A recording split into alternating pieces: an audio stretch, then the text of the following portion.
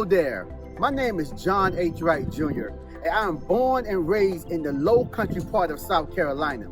But today, I am here in the state capital. You might be asking yourself, why am I in the state capital? Because I heard about the Richland Library St. Andrew's Garden. And today I want to find out more about it. So come take this journey with me and we go explore this beautiful landscape in Richland County.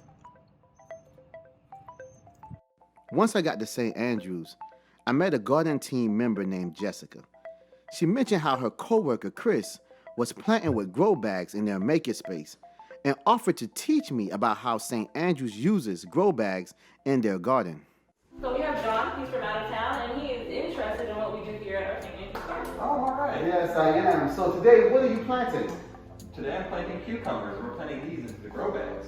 Grow bags? Are these grow bags right here? Yes, they are. And what exactly is a grow bag? So grow bags, they come in a variety of different sizes and materials. They can be plastic, they can be felt, fabric, like the one that you're holding now. And they are used to plant plants so they can have excellent drainage. They have a great growth production. And it also helps control the roots so they don't catch root rot, so it also doesn't get overwatered and grow diseases. Wow, and is there any particular, are you limited to what you can grow in these bags? Usually it depends on the size of your grow bag. If you have grow bags with this size, we say don't plant anything that has deep, large roots, but stay on the shallow root side. But grow bags can come in numerous sizes. Right. And so you can plant trees in there even. And so I noticed you planting the soil. What type of soil are you using today? The soil is just any regular soil. You can get some from your backyard if you'd like, but ours contains some perlite and vermiculite and some other stuff to keep the soil nice and fresh. So I'm trying to follow you because I really want to start an indoor garden. So you use these grow bags to put soil in there and plant your vegetables. Yes. And then when you finish doing that, what are we doing with that after that? What are those lights back there? Okay, so once we plant the vegetables into the grow bags, we put them underneath our grow lights. Oh. Grow lights are a way to help plant production growth if it's not sunny out. Also, we mainly use them for when we're trying to grow the plants and it's still cold out. We wait until the last frost has come, and that's when we take them outside to transplant. Right, because technically seeds can't really survive. They cannot survive without sunlight. Right. So I'm not going to hold you all up. I'll just stand here and watch a little bit. If you don't mind, I would definitely like to help. Anyone? Yeah, put some soil right into the grow bag. Soil into the grow bag. All right. So is there a certain amount of soil I need to be putting in here before you actually drop the seeds in? We'll add most of it, and then we'll put the seed in and add a little bit more.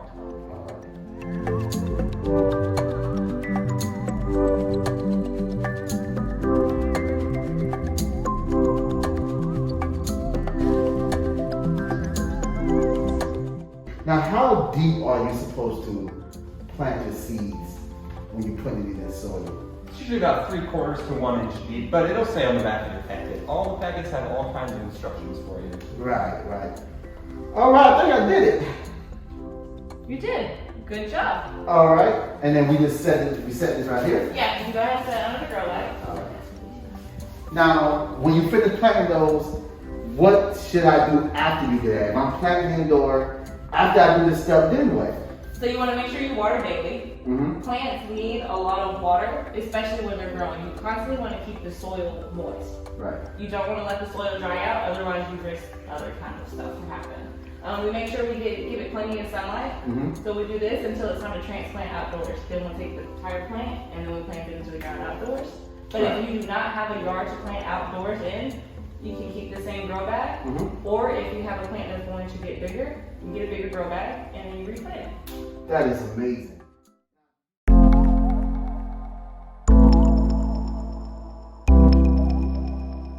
After learning about grow bags with Jessica and Chris, I was introduced to Rod, who showed me how to construct a bean teepee. A bean teepee is like a conical trellis that provides support for pole beans and other vining plants. Today, we're going to construct a large bean teepee, but you can easily scale it down at home. First, you want to find a building material based on strength, durability, and size. You want to prepare the surface of your material if it has branches, and also the surface that it's going to rest on to protect your teepee from fluctuating changes in wind and rain. Drilling or digging holes to mount the structure is also important for stability. Next, raise the poles and mount them in the holes.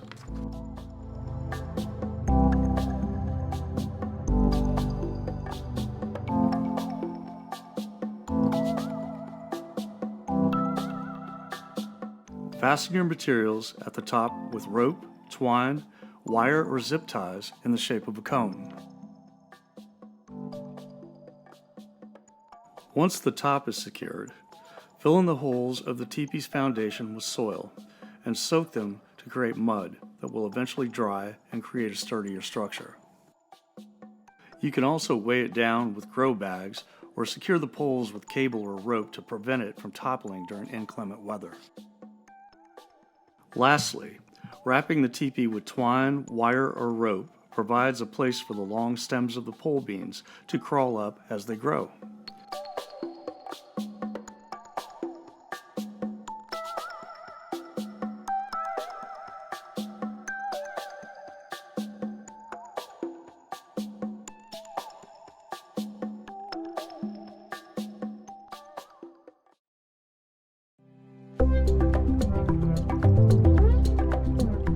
The next thing Rod showed me was the St. Andrews do-it-yourself irrigation system. So Rod, what do we have here with these? These are rain barrels. They're about 63.4 gallons or 240 liters. For the most part, the rain usually fills them up, and so we don't often have to use our own water, but today we do. And we're going to fill them up here in a second. They've been rigged with their own little faucet. There's also a screen at the top to keep out all the dust and branches, etc. And the other thing you have to worry about is gravity. Yeah. So I probably could have hired these a little bit more, but so far this generally works okay. You've got to have the gravity to make the water pressure go down. About how effective it is when it rains. How well does it capture the rain? Well, it's very well. But, it does take a lot of rain, and we've had a couple of really good storms, and it did fill them up pretty well. But in the meantime, we fill them up with our own water. And we have a lot of stuff to do here at the library, so I tried to use these two gardens for the drip water irrigation system that I put in, so we wouldn't have to water them as well. So now we only have to hand water certain parts of the garden, and that doesn't take as long. So right now we're doing self-watering. Yeah, all right. These two split gardens there. With the water barrel. Okay.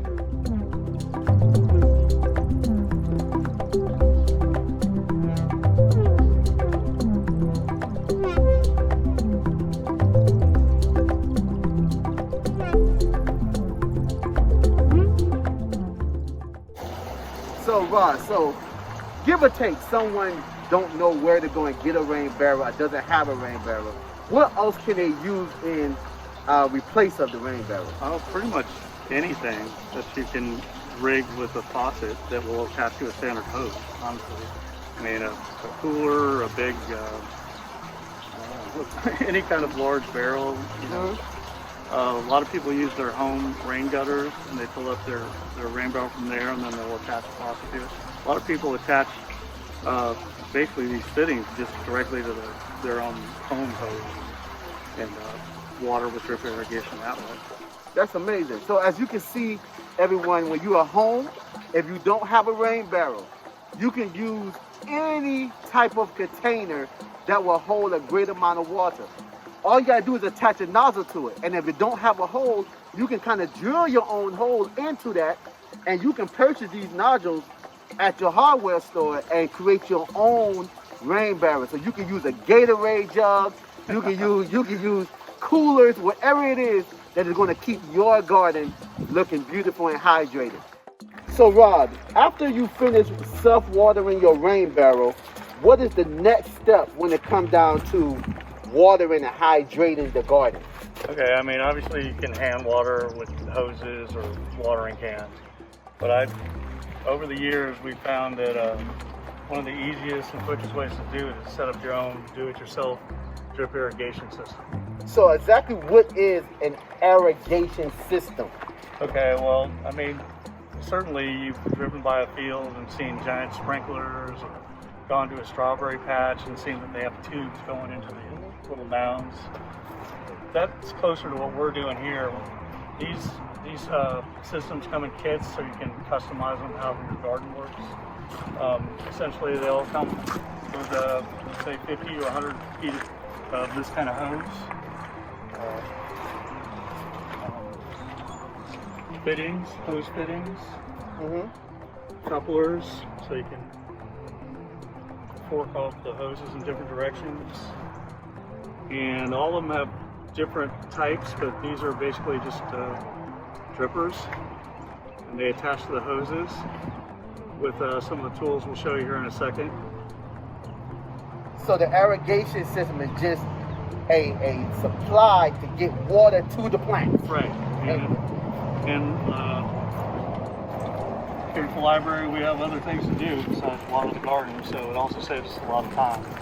I mean, in theory, you shouldn't really have to ever water, at least where we have it. As long as you turn it on, it doesn't seem like there's a lot of water coming out, but there really is. If you leave it go for maybe half an hour or so, the plants are getting sufficiently watered. We are here after watching Rod do his self-watering with the rain barrels and showing us the beautiful and outstanding irrigation system for the St. Andrew's Garden. But now he is going to break down exactly how we can build our own irrigation system in our own backyard, our farm, and our garden. So Rod, can you explain to us what exactly is this on the table? Well, this is sort of a hodgepodge of all the different kinds of things that come with do-it-yourself kits. And the do-it-yourself kits cost anywhere from, say, $20 on up. The ones we were using this year were around $35. I bought 2 of them, and I actually didn't even use everything. But they all come usually with 50 to 100 feet of half-inch hose, a bunch of kind of couplers and angle brackets, splitters, so you can run hose from one particular faucet in 2 different ways, like a splitter.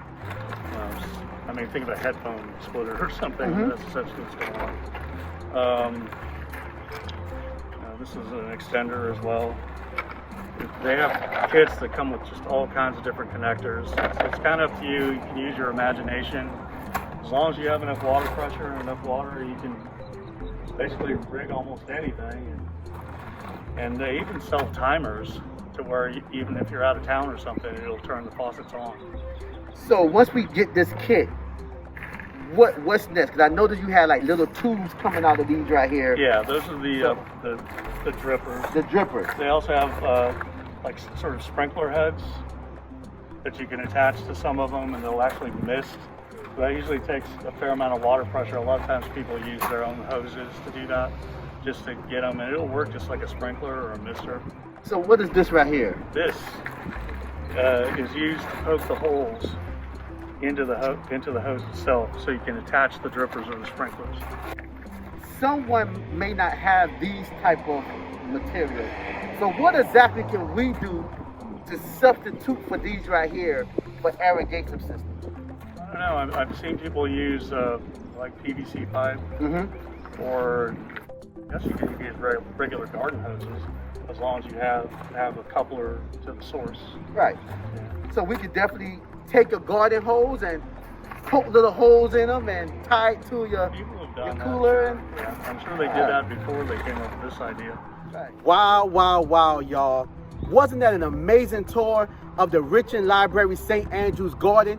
I mean, think about it. We learned about the multiple uses of grow bags. We were taught how to build a bean teepee, and we learned how to take our own tools to make our very own irrigation system. I don't know about you all, but I am ready to log on to richlandlibrary.com with my new library card so I can check out their garden tools so I can apply the tips back home in my own garden. Once again, y'all, my name is John Wright, and I'm out here.